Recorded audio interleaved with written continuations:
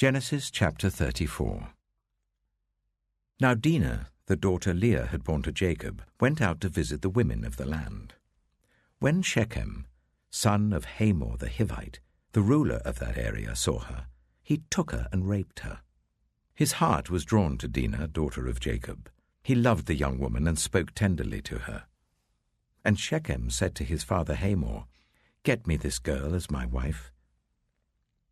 When Jacob heard that his daughter Dinah had been defiled, his sons were in the fields with his livestock, so he did nothing about it until they came home.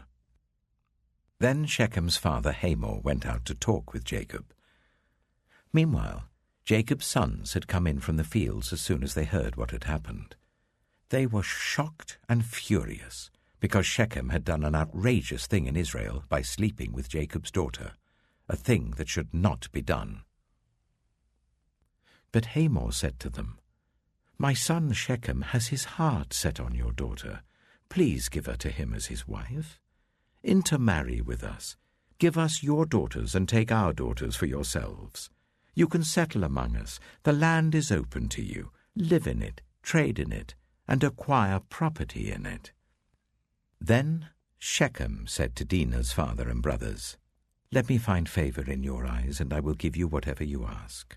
Make the price for the bride and the gift I am to bring as great as you like, and I'll pay whatever you ask me.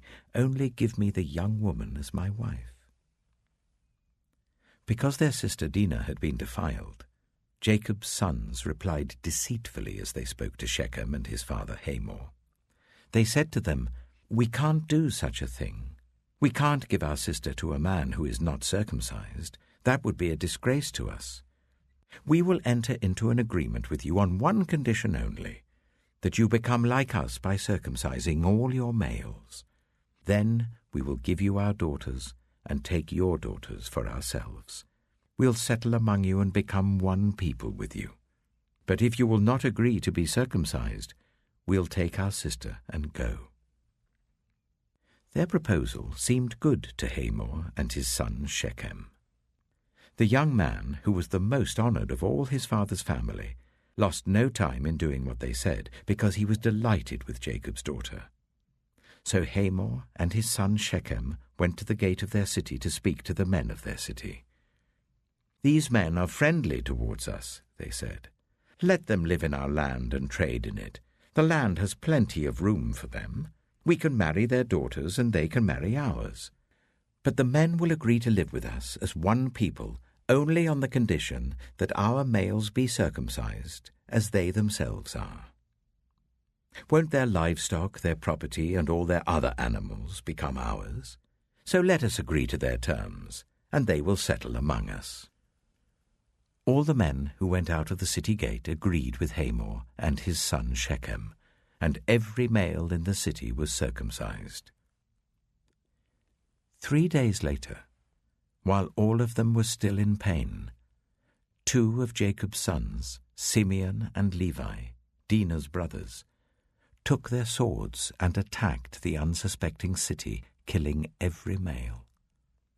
They put Hamor and his son Shechem to the sword and took Dinah from Shechem's house and left. The sons of Jacob came upon the dead bodies and looted the city where their sister had been defiled. They seized their flocks and herds and donkeys and everything else of theirs in the city and out in the fields. They carried off all their wealth and all their women and children, taking as plunder everything in the houses. Then Jacob said to Simeon and Levi, "You have brought trouble on me by making me obnoxious to the Canaanites and the Perizzites, the people living in this land.